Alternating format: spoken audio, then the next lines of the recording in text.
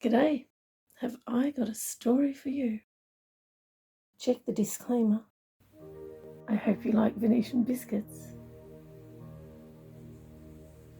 Season 1, Episode 2. Remember to forget. How did I get here?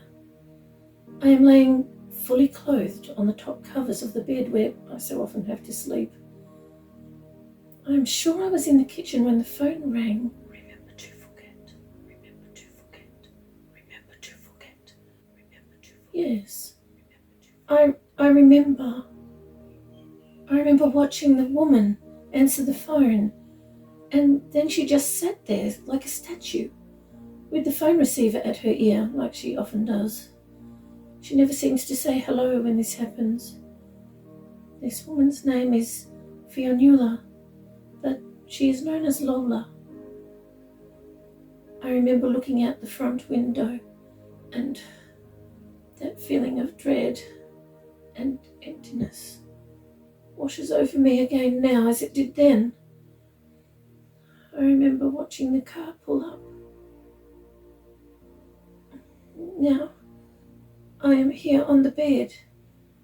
How did I get from the kitchen to the bed? I hear the front door close and listen silently to loud footsteps traversing the length of the driveway. I hear the car door slam and the car drive away. What happened to me this time? This time.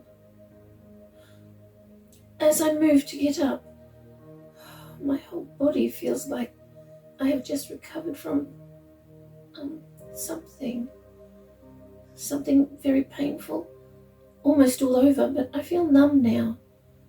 So how do I know it was painful?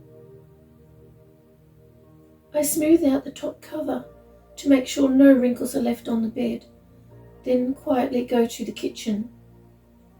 I see Lola still sitting like a statue with the phone receiver at her ear.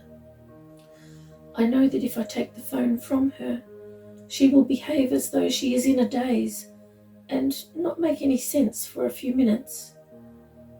I look across to see the man asleep on the lounge room chair as usual. I look for my baby.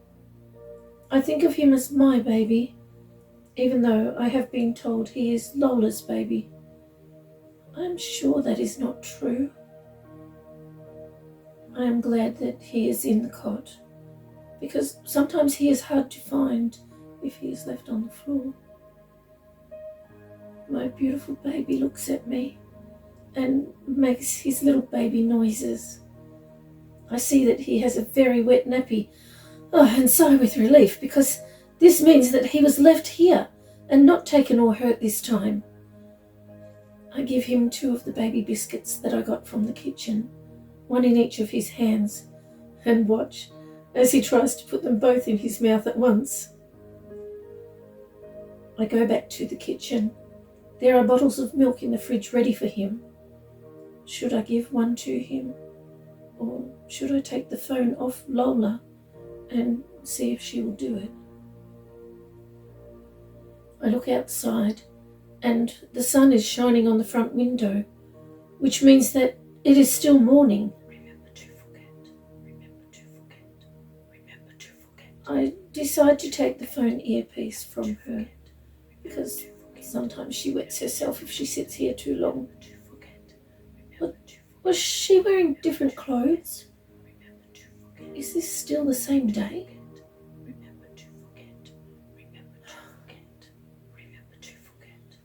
I carefully take hold of the phone cord, making sure I do not touch her, and I pull on the cord until the receiver falls from her ear.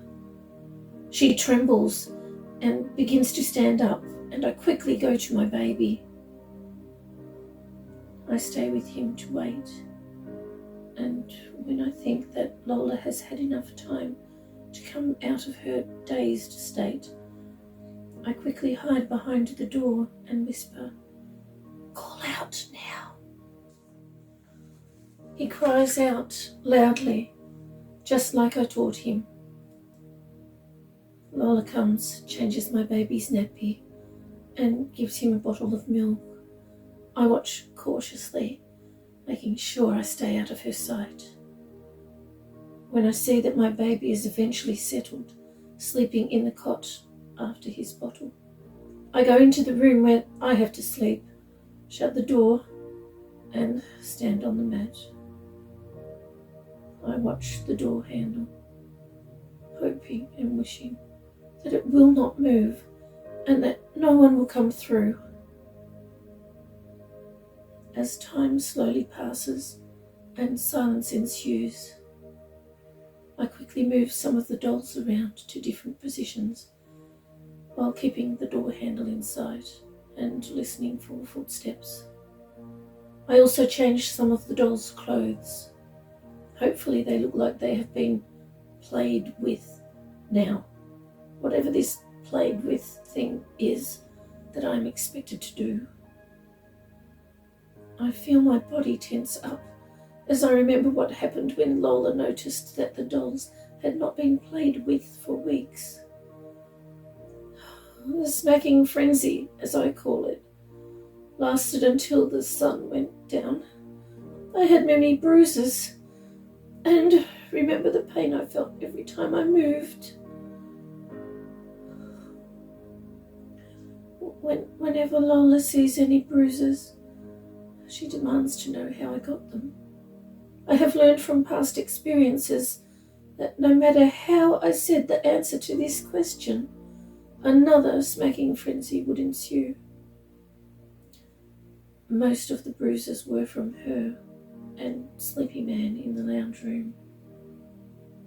No, what am I thinking? Sleepy Man is my protector, my saviour, my hero, the one I can trust. My protector, my saviour, my hero, the one I can trust. I am always safe with him. Am I really? Occasionally I find odd bruises that just seem to appear. My mind goes to the bruises that I found around my right arm when I woke up on top of the bed earlier. Should they be painful? My body still seems numb. I stay in the room watching the door handle for a long time like I usually do. I hear footsteps pass the room a few times, but the door handle stays motionless. Eventually I notice that the sun is now shining through the top of the window onto the wall, the carport shading the rest of the window. This means that it is now the afternoon. Since everything seems quiet, I would rather just stay here, but I should check my baby. Again, I check that no wrinkles are on the cover of the bed. I do this periodically because it would not be good if Lola saw any wrinkles on it. And sometimes wrinkles are there, even though I have not touched it.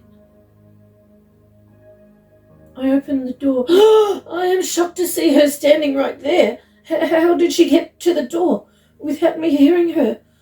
Oh, she is wearing no shoes. Maybe she came from the kitchen.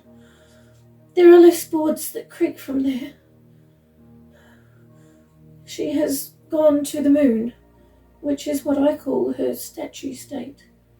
She does this occasionally throughout the day, but usually only for a few minutes each time, with the exception of the phone calls. When she goes to the moon with the phone at her ear, her statue state lasts considerably longer, usually until someone removes the phone. Her hand is outstretched towards the door handle. I silently sigh with relief as I slide past her without touching her. She could come back from the moon at any moment.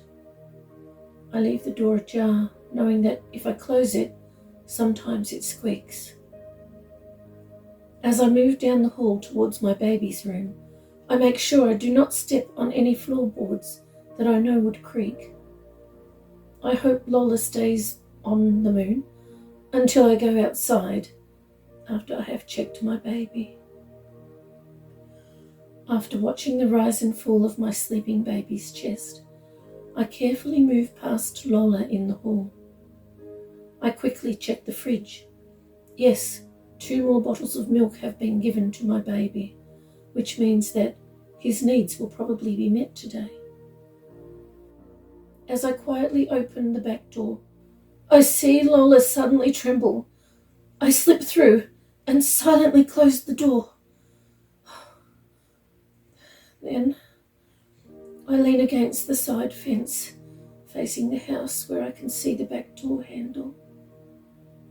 I watch the door handle, hoping and wishing that it will not move and that no one will come through.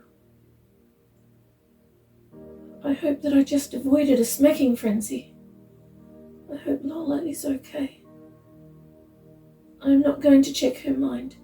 If she still intends to hurt me, I would rather not know. I go through it all in my head.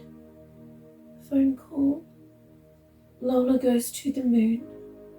I turn to see Sleepy Man's head nod as he falls asleep in the next room. Why does that always happen? Remember to forget. Remember to forget. Remember to forget. The long black car with dark windows pulls up outside. Then I wake up on top of the bed. What happened in between? I am sure the phone call was early in the morning when the sun was just up. But when I woke up on the top of the covers, it was almost midday. How did Lola change her clothes? If she was stuck there with the phone at her ear? Are these the clothes that I was wearing? Is this the same day? The more I try to think of what happened, the more my head hurts.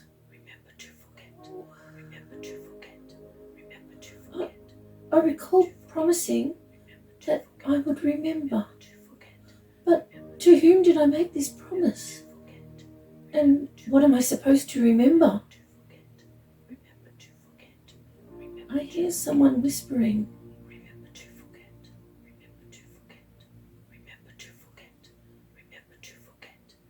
There is no one out here except the dog and me. I look around to see where this whisper could be coming from. I realise that it's ridiculous, but I check the dog's mouth. I'm glad that no one saw me do that.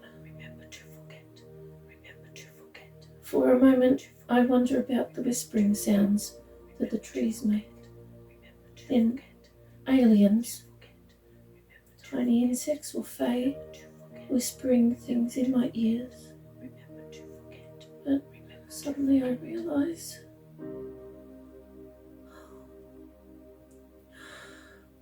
it is me. How is my voice saying this? How is my voice still saying this right now? I am not speaking. I cautiously touch my lips to check if they are moving. They are.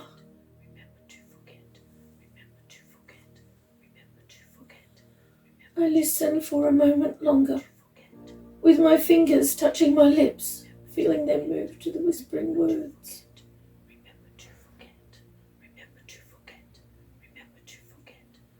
How is this happening? I press my lips tightly together. My voice stopped. I can feel my heartbeat racing in my chest. Will my voice start speaking again? And what will it say next? I wait, with bated breath. In silence.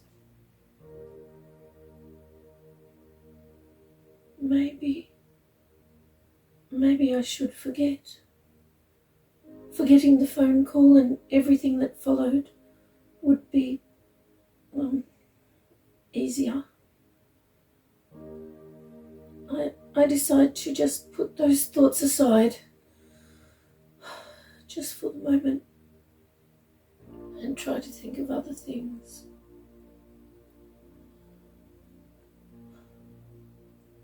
I have not heard a sound from inside the house for a long time, which means no yelling, no screaming, no sudden rages or frenzies. So I think it is safe to move around a bit. But as I do, I still keep watch on that door handle.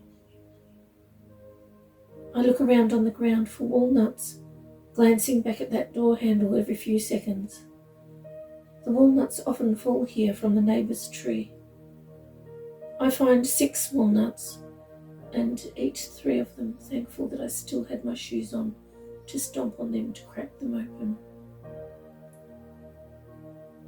Should I take the chance and take my eyes off the door handle for a moment? I listen carefully for a few minutes. Not a sound. I go around the back of the house to the apricot tree, where I cannot see the door handle. I am ready to run to a pile of twigs and branches nearby, to hide there the moment I hear the door squeak open. I listen carefully as I pick 4 small apricots that I could reach. I eat 2 apricots and put the other 2 in my hiding spot, along with the 3 remaining walnuts. Weeks ago, I brought a little container outside that used to have doll's shoes in it, and mostly buried it, then covered it with some grass and the hose to store some food, in case Lola would not let me eat. If Lola takes all the apricots from the tree, I will still have some to eat in my hiding spot. As I make my way back to the fence where I can watch the back door handle, I throw the apricot seeds in the long grass and push them down with my shoes, just like I did with the walnut shells, and make sure the dirt covers them. I lean against the fence and wonder.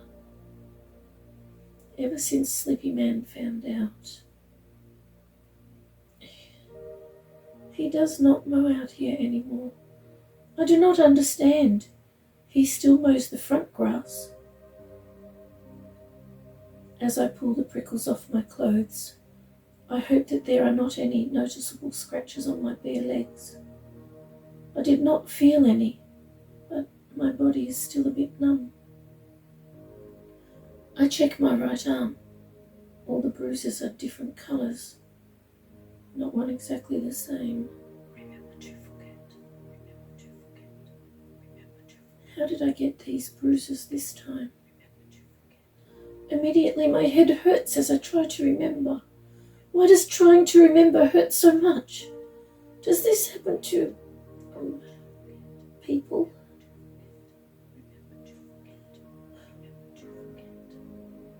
After deciding that the bruises look like finger marks, I check if the skin is broken where the nails would have been.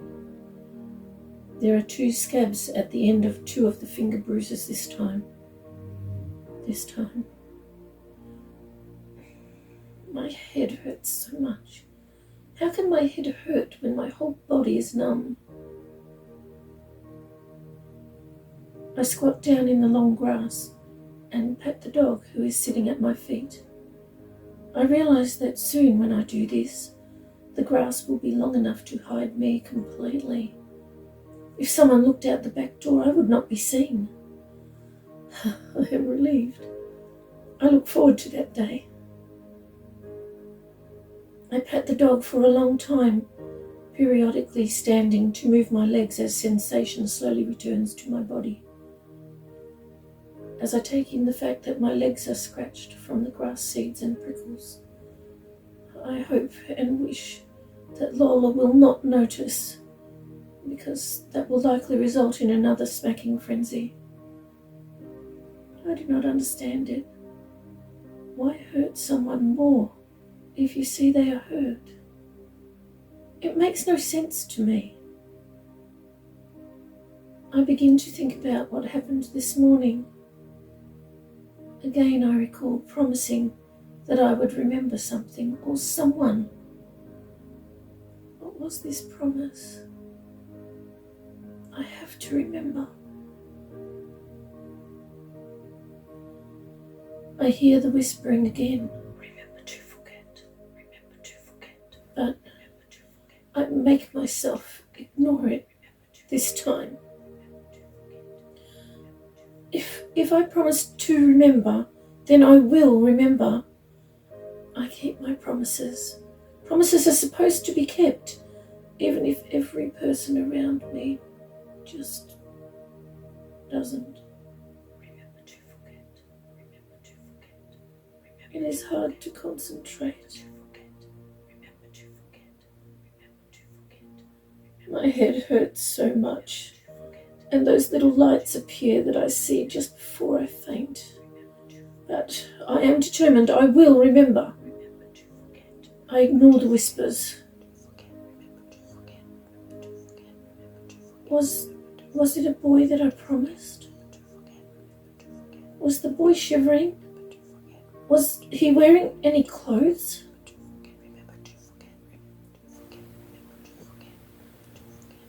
I have to remember him. Oh, my head.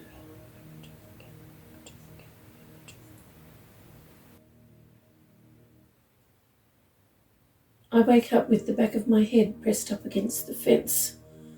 Oh, I realize that I am no longer numb because my whole body hurts.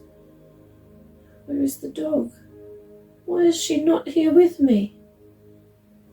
I notice that the sun is just setting. I sigh with relief that another day is finally ending, but with no smacking frenzy. What will happen when I go back inside the house? Oh, and what about Sleepy Man? What about his favourite toy? I call the dog, but she does not come. I sit up slowly. It is so painful to move. I look towards the trees where the dog kennel is, but I do not see it. Where is the kennel? The trees seem so much smaller, but I must not think of that. I push those thoughts aside. How painful will it be if I stand up? Am I still dizzy? Will I fall down? I see the light turn on through the bathroom window. This means Lola will go to bed soon. I think. As the bathroom light turns off, I stand and watch the back door handle, hoping and wishing that it will not move and that no one will come through. It is dusk, so it is difficult to see. A few minutes pass, and I am relieved as I realise that Lola must have gone to bed. I walk slowly over and carefully lower myself onto the back door step. It hurts. I call for the dog again, and she sleepily comes from her kennel under the trees that seem much taller now. But I must not think of that. She lays next to me with her head on my lap. Even though I know it will be painful, I gently give her ear rubs and scratch the spot on her back that makes her foot shake.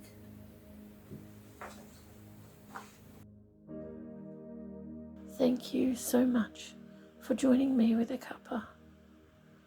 I appreciate your company.